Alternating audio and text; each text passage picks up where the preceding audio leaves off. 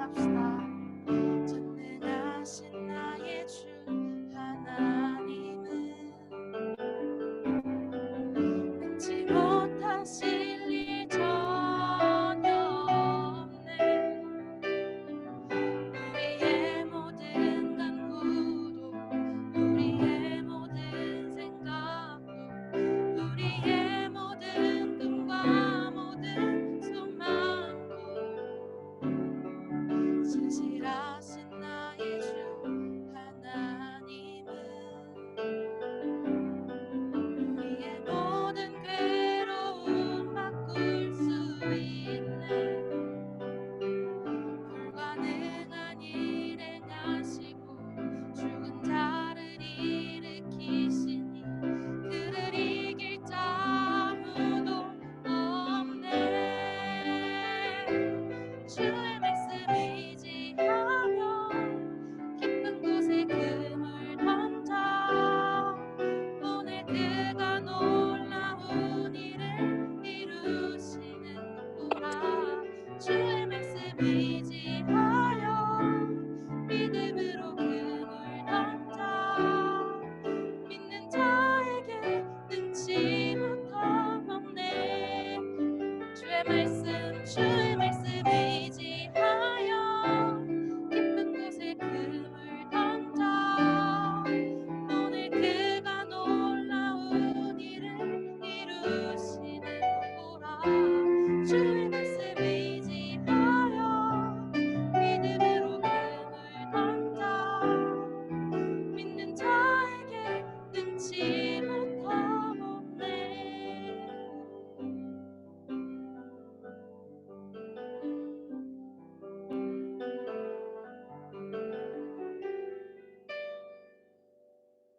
아멘.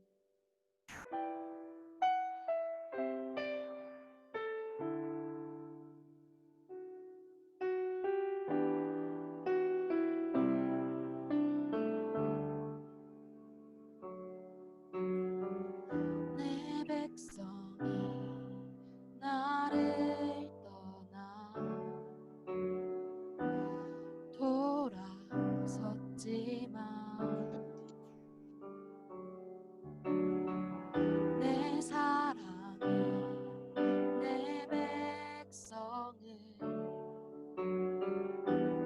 포기 못하니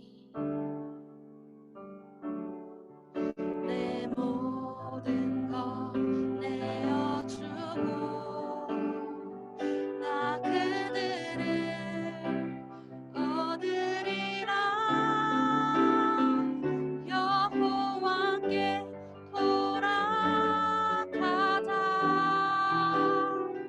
우린 돌아서도 그는 변치 않네. 여호와께 돌아가자. 우린 넘어져도 그 사랑 영원하네.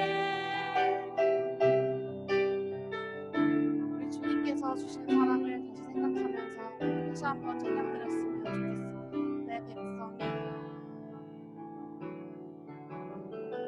내 백성이 나를 떠나 돌아섰지만 내 사랑이 내 백성을 포기 못하니 내 모든 것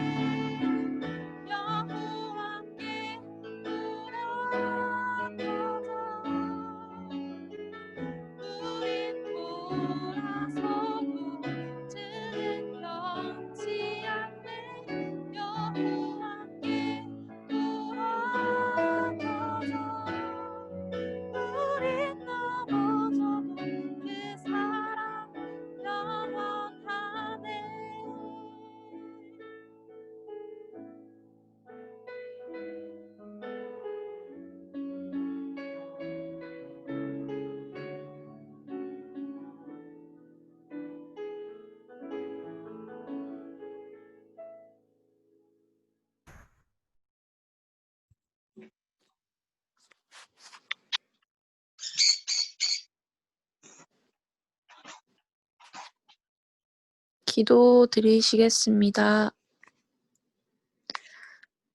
사랑이 많으신 주님, 감사합니다.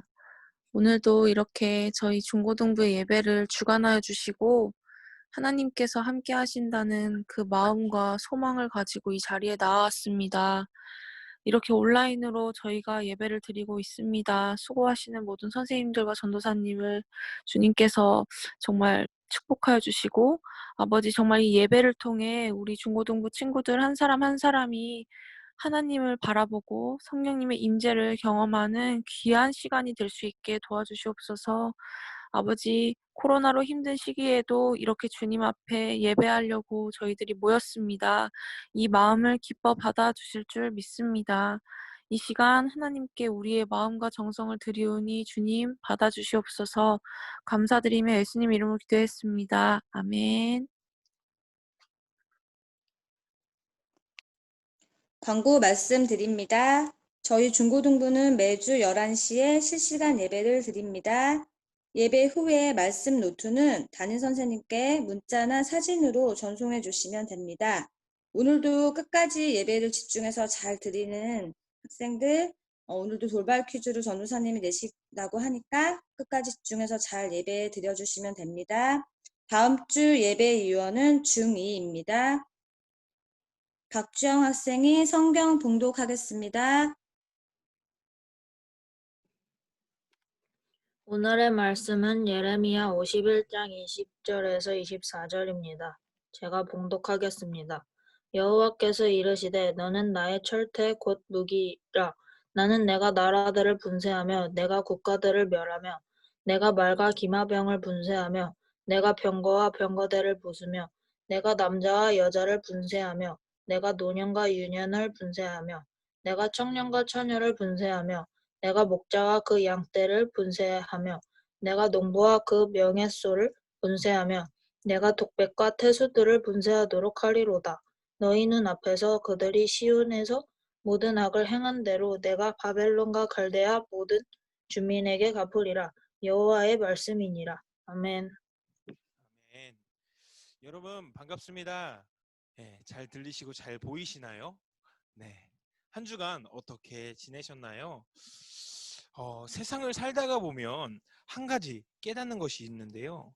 바로 이 세상의 모든 일들, 모든 것들을 나 혼자만의 힘으로 해결할 수 없음을 깨닫게 됩니다. 저는 호기롭게 혼자서 뭐든지 할 수 있다. 내가 힘이 있고 능력이 있으면 두려울 것이 없다라고 생각했는데 시간이 지나고 군대도 가고 대학교도 가고 결혼도 하고 아이도 갖고 하다 보니까 내가 얼마나 작은 존재인지 내가 얼마나 연약한 존재인지 깨닫게 되면서 다른 사람의 도움에 감사하는 시기가 찾아왔습니다. 여러분은 지금 여러분의 주변과 가족을 또한 하나님께 감사하는 삶을 살고 계신가요? 그럴 때마다 이렇게 힘들 때마다 우리는 나에게 도움될 만한 방법과 의지할 것을 찾아 헤매요. 우리가 힘이 들면 내가 의지할 수 있는 것, 마음을 평안하게 해주는 이유와 내가 기댈 수 있는 기둥, 든든한 반석 대신 주님을 찾고 또한 세상의 방법을 찾아 살아갑니다. 오늘은 특별히 시작하기에 앞서서 제 경험과 여러분이 공감할 수 있을 만한 이야기를 나누고 나서 이제 말씀 본문으로 들어가려고 하는데요. 저는 매일매일 요즘에 성경 공부를 열심히 하고 있습니다. 네, 잠을 줄여가면서 성경을 보고 있는데요. 아직도 부족한 마음이 들어서 어떻게 하면 조금 더 짧은 시간에 더 많은 양을 공부할 수 있을지 고민하고 있습니다. 여러분도 저와 같은 마음이시죠? 네. 괜히 공부를 시작하려고 탁 책상 앞에 있으면 책상이 너무나도 지저분해 보여요. 책상을 막 정리하기 시작합니다. 평소에 닦지 않던 책상도 물티슈를 꺼내서 막 닦아요. 책장도 지저분한 것 같아요.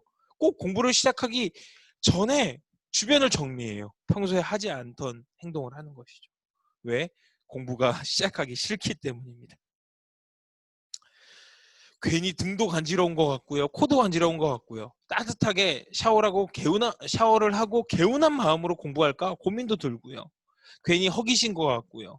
기껏 책상에 이제 앉아서 공부를 시작하기에 앞서서 스마트폰을 켜고 카카오톡만 확인할 거야. 난 이번에 카카오톡만 확인하고 공부할 거야 라고 하면서 깜짝 놀라 정신 차려보면 2시간이 지나가 있는 나 자신을 발견하게 됩니다. 나 왜 이렇게 연약하지? 나 왜 이렇게 집중 못하지? 집중할 수 있는 방법이 뭘까 하며 유튜브를 켜서 유튜브에서 공부 잘하는 법을 찾는 시간이 또 2시간이 지나가게 돼요. 저의 경험을 이야기하고 있습니다. 여러분은 아니시죠? 여러분은 아니시죠? 네. 여러분은 아니시라고 믿고 있습니다. 이렇게 시간을 보내고 나서 이미 4시간, 5시간이 지나가 버린, 허비해버린 나 자신에게 답답해하며 딱 책을 펼치는 순간 잠이 쏟아집니다. 아, 내일부터 진짜 열심히 할 거야. 내가 집중하는 법을 배웠으니 내일부터 열심히 할 거야. 하면서 또 반복된 게으름이 시작됩니다. 저는 문득 이런 생각이 들었어요. 혹시 내가 체력이 부족해서 집중력이 약하고 공부를 오랫동안 못하는 것은 아닐까? 라는 생각을 했고, 공부와 체력을 키우는 병행법에 대해서 유튜브를 찾아봤습니다. 그런데 강성태라는 공부의 신, 여러분도 잘 아실 텐데 강성태라는 선생님이 저의 뼈를 때리는 말을 하였습니다. 뭐라고 했냐면, 여러분 공부할 때 그렇게 체력이 중요하다면, 밤샘 공부를 할 때 체력이 그렇게 중요하다면 세상의 모든 운동선수들이 밤새서 공부할 수 있겠네요? 라고 말했습니다. 비꼬는 말이죠. 제가 체력이 있다 한들 마음과 집중을 하지 않는다면 공부를 꾸준히 할 수 없고 집중할 수 없다는 말입니다. 아, 그렇다면 내가 이제 공부를 집중해야겠다라고 말하려고 했는데 또 이렇게 말을 해요. 뭐라고 했냐면, 여러분 공부가 재미없다고 생각하시는 이유가 무엇인 줄 아십니까? 여러분이 공부가 재미없다고 생각하는 이유는 바로 여러분이 공부의 내용을 이해하지 못하고 있기 때문에 재미가 없는 것입니다. 너무나도 창피했습니다.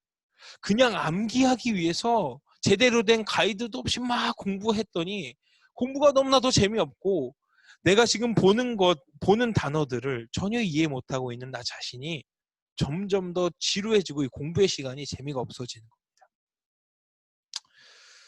그러나 이 영상을 보고 다시 공부를 시작한 저는 암기 위주로 했던 공부를 멈추고요. 구조와 관계를 이해해가면서 내가 이해 못한 부분이 있다면 다시 처음부터 차근차근히 공부해 나가면서 즐거움을 느끼니까 저절로 공부하는 시간, 집중하는 시간이 늘어나면서 헛된 시간, 아쉬운 시간을 보내는 시간이 적어졌고 재미를 느끼면서 공부에 깊이 빠져들게 되었습니다. 저는 사실 공부의 과목을 다 놓쳐버린 학교 운동부 출신, 거기다가 이제 기술을 배우겠다고 실업계 고등학교를 가서 너무나도 공부에 기초가 없던 저지만 이제까지 대학원을 나오고 공부할 수 있었던 원동력은 바로 공부에 대한 재미를 느끼기 위한 그 가이드를 찾았기 때문입니다.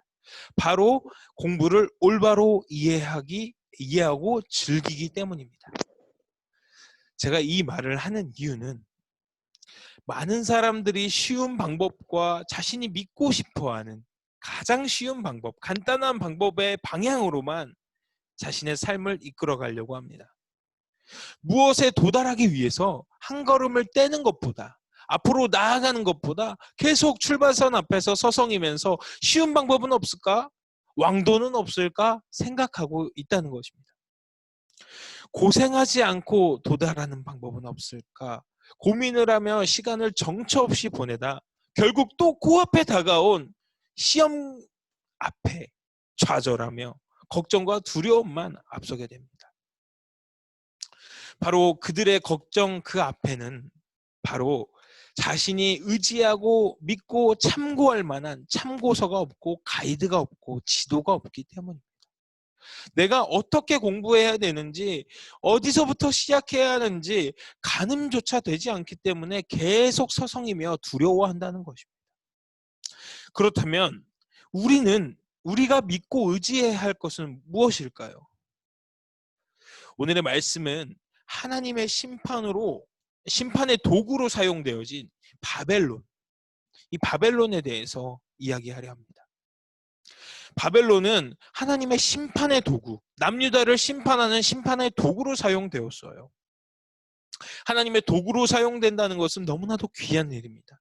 하나님의 계획과 하나님의 일하시는 그 비전 가운데, 하나님의 심판 가운데 내가 도구로 사용된다는 것은 너무나도 귀한 사역입니다. 그러나 바벨론은 우상과 교만으로 하나님 앞에 도리어 심판을 받는 입장이 되어버리게 돼요. 바로 그 이유가 무엇인지 오늘 말하려 합니다. 분명히 하나님은 남유다를 심판하기 위해서 바벨론을 도구로 사용하셔서 남유다를 혼나고 또 하나님 앞에 다시 깨어서 다시 하나님 앞에 나올 수 있도록 그런 도구로 사용되어졌다는 거예요.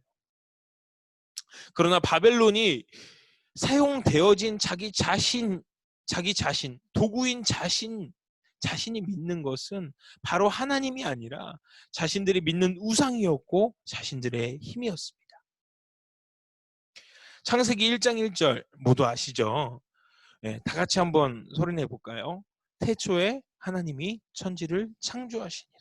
바로 이 마음, 전능하시고 또한 세상을 지으신 하나님의 섭리를 마음으로 인정하지 못했기 때문에 바벨론에게는 믿음이 없었고 하나님이 없었고 오직 자신의 주먹과 자신의 무기와 자신의 믿는 우상만이 있었기 때문에 도리어 심판의 도구로 사용되어졌던 바벨론이 심판을 받는 입장이 되어버렸다는 것입니다. 하나님이 만드시고 하나님 주권 아래에 있는 이 세상에서 가장 올바르게 사는 방법, 또한 지으신 목적대로, 하나님이 만드신 목적대로 사는 방법을 가장 잘 아시는 분은 누구실까요? 바로 하나님입니다. 바로 하나님이 지으셨기에 어떻게 지음받았고 무엇을 위해서 지음받았으며 또한 어떻게 하나님께서 하나님의 뜻에 따라 살아갈 수 있는지 그 가이드를 제시할 수 있는 분은 오직 하나님뿐이시라는 거예요. 우리가 하나님을 따르지 않고 또한 말씀을 의지하지 않고 내 생각과 내 판단을 의지한다는 것은 이 바벨론과 같은 결과를 맞이하게 된다는 것입니다. 옳지 못한 가이드를 따라가게 된 바벨론은요, 결국 하나님의 손에 의해 죗값을 치르게 됩니다. 그러나 우리 또한 수많은 지식과 상식이 도리어 하나님을 내 입맛대로 바꾸어 버리는 범죄함의 도구로 사용될 때가 있습니다. 많이 알면 너무나도 좋습니다. 또한 지식이 넘치고 또한 상식이 있으면 도리어 많은 곳에 이로움을 줄 수 있고 도리어 그것을 하나님이 쓰시고 또한 도구로 사용하실 수도 있습니다. 그러나 그 중심에 하나님이 계시지 않는다면 그 또한 그 귀한 지식 또한 우상이 되어버린다는 거예요. 내 지식이 하나님을 판단하고 하나님을 그 지식 안에 가둬버리는 범죄를 일으킨다는 것입니다. 우리의 상식을 아득히 뛰어넘고 도리어 상식을 지으시고 만드신 이 세상의 섭리를 지으시고 만드신 하나님이 우선되어지는 것이 아니라 하나님의 피조물에 불과한 그 지식과 상식을 통해서 하나님을 가둬버리는 범죄, 교만을 우리가 행하게 된다는 것입니다. 본문 말씀 17절과 18절의 말씀과 같이 바벨론이 믿는 우상은 헛된 것이고 그것에는 생명이 없다고 말하고 있습니다. 하나님은 사람을 지으실 때 세상에 어떤 것보다 귀하게 만드시며 직접 하나님의 손으로 만들어주신 귀한 사람, 귀한 존재라고 말하고 계십니다.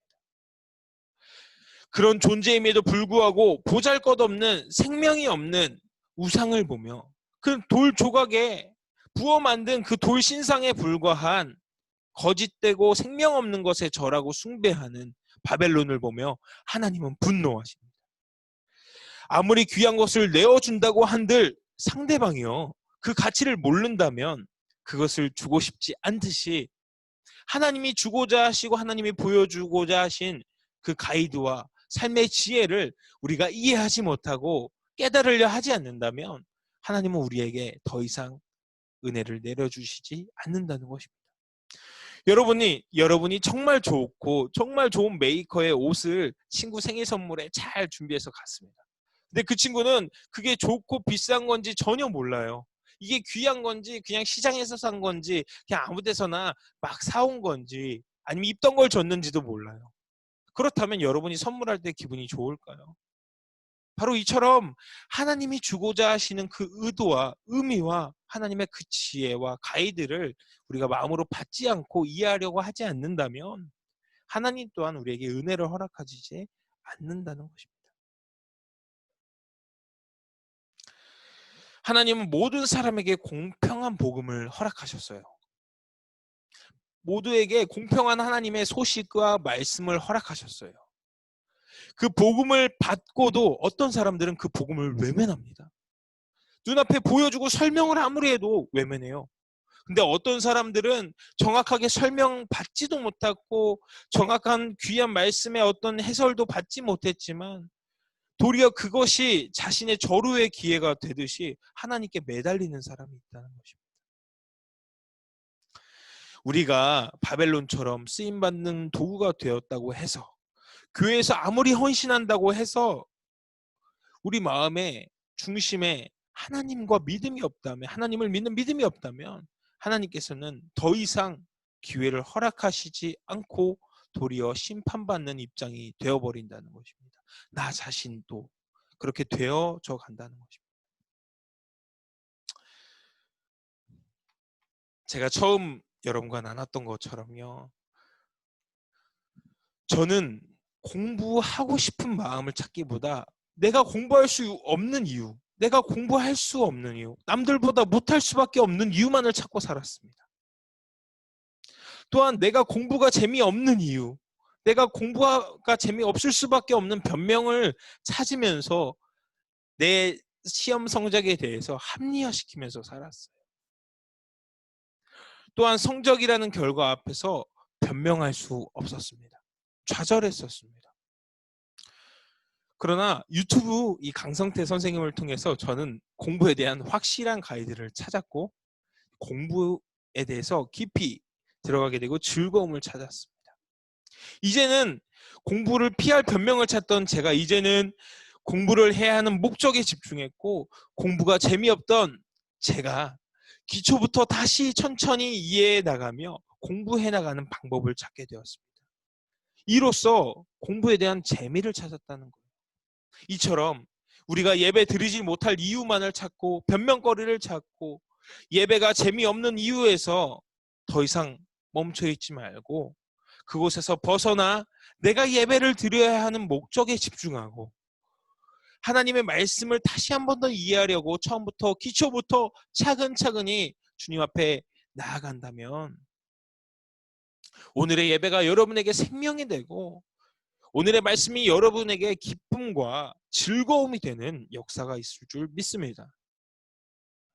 하나님의 말씀으로 보여주신 역사와 전능하신 하나님의 능력을 이해하지 못한 사람에게는 예배가 즐거움이 될 수 없습니다. 하나님이 전능하시다. 하나님이 세상의 모든 피조물, 상식과 섭리와 자연의 이치 또한 모두 다 하나님 앞에 속했다라고 생각하는 사람은 하나님의 말씀이 모든 것이 신선하고 즐겁고 기쁜 것이지만 하나님의 말씀을 자신의 상식과 자신이 아는 것 안에 주님을 가둬놓고 생각하는 사람은 하나님의 계획과 하나님이 하셨던 역사를 자신의 생각으로 판단하며 또한 계산하게 됩니다. 그러면 자신의 부족한 지식으로는 의문이 생길 수밖에 없는 것입니다. 그렇기에 전능하신 하나님을 우리 마음으로 믿는 것입니다. 세상은 하나님을 증명하라고 말하지만 하나님은 우리에게 믿음을 원하십니다. 왜냐하면 우리는 다 보아도 볼 수 없고 다 알려고 해도 알 수 없는 것이 우리 하나님 전능하신 하나님이기 때문입니다. 이것이 우리에게 기쁨이 될 수 있는 이유가 무엇인지 아십니까?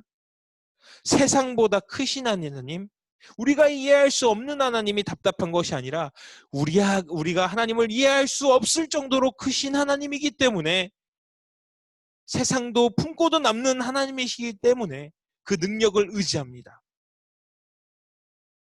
아무리 어벤져스라도 언젠간 큰 적에게 질 수 있다는 두려움, 그런 긴장감으로 재밌게 영화를 보지만 하나님 앞에서는 세상에 어떤 것도 긴장감을 줄 수 없습니다. 왜냐하면 하나님 앞에 대적이 될 수 없기 때문입니다. 그 능력이 우리에게 기쁨이 된다는 거죠. 생명이 없는 것과 헛된 것과 나의 우상과 나의 판단을 의지하는 것은요, 설계도 없는 집을 짓는 것과 같습니다. 그것이 어떻게 해서 집의 모양을 갖추었을지 모르지만 그것은 금방 무너지게 될 것입니다. 그러나 하나님은 우리에게 이 세상을 살아갈 지혜의 설계도, 바로 성경을 우리에게 허락하셨습니다.